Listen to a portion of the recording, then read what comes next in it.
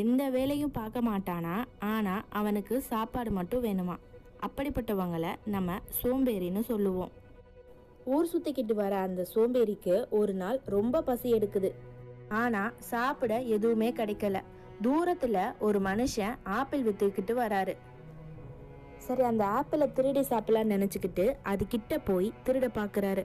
இதை பார்த்து ஆப்பிள் விற்கிறவருக்கு கோபம் வந்து அடிக்க வராரு. அதுக்கு பயந்துக்கிட்டு ஒரு காட்டுக்குள்ள ஓடி ஒளியும் பொழுது தூரத்துல ஒரு வயதான 2 கால்கள் மட்டும் இருக்கிற ஒரு ஓநாயை பார்க்கறாரு. வேட்டையாட முடியாத அந்த ஓநாய்க்கு எங்கிருந்து சாப்பாடு கிடைக்குது? மற்ற விலங்குகளோட அச்சுறுத்தல் இருக்குமே, ஆனாலும் இது எப்படி இவ்வளவு நிறைவா இருக்குன்னு அவனுக்கு ரொம்ப யோசனையா இருக்கு. திடீர்னு ஒரு சிங்கம் ஓநாயை நோக்கி வருது. அதை பார்த்து பயந்துக்கிட்டு அந்த சோம்பேறி மரத்துல ஏறுறான். அந்த ஓநாய்க்கு தான் ஓட முடியாதுல்ல, அதனால அது அங்கேயே நிற்குது. நான் எதான் சாப்பிட போதுன்னு நினச்சிக்கிட்டு இருந்த அந்த சோம்பேறிக்கு ஒரே வியப்பு.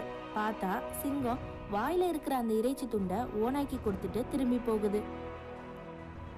கடவுளோட இந்த திட்டத்தை பார்த்த அந்த சோம்பேறிக்கு ஒரே ஆச்சரியம். சரி, நமக்கும் இது போல ஏதாவது கடவுள் கொடுப்பாருன்னு 2 நாளா அங்கேயே வெயிட் பண்ணிட்டு எதுவுமே கிடைக்காத விரக்தியில பசியோட வீட்டுக்கு திரும்பும்போது வழியில ஒரு ஞானம் நிறைந்த முனிவரை பார்க்குறான். நடந்த கதை எல்லாத்தையும் அவர்கிட்ட சொல்றாரு.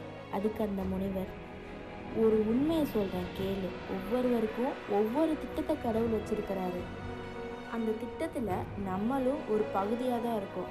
ஆனா நம்ம என்ன செய்யறோம்? அவரோட அடையாளங்களை நம்மளோட புரிதலுக்கு மாத்திக்கிறோம். இந்த இடத்துல கடவுள் உண்மையை ஓநாய் மாதிரி வாங்குற இடத்துல வச்சு பார்க்கலாம், சிங்கம் மாதிரி கொடுக்குற இடத்துல வைக்க விரும்புகிறாரு. நம்மளோட வாழ்க்கையில் கடவுளோட அடையாளங்களை தவறாக புரிஞ்சுக்கிட்டு தவறான வழியில் போயிட்டு அதில் ஏற்படும் கெட்ட விளைவுகளுக்காக விரக்தி அடையாமல் வேற ஒரு கோணத்தில் நம்மளுடைய வாழ்க்கையை பார்த்து வெற்றி பெற வேண்டும்னு சொல்கிறது தான் இந்த கதை.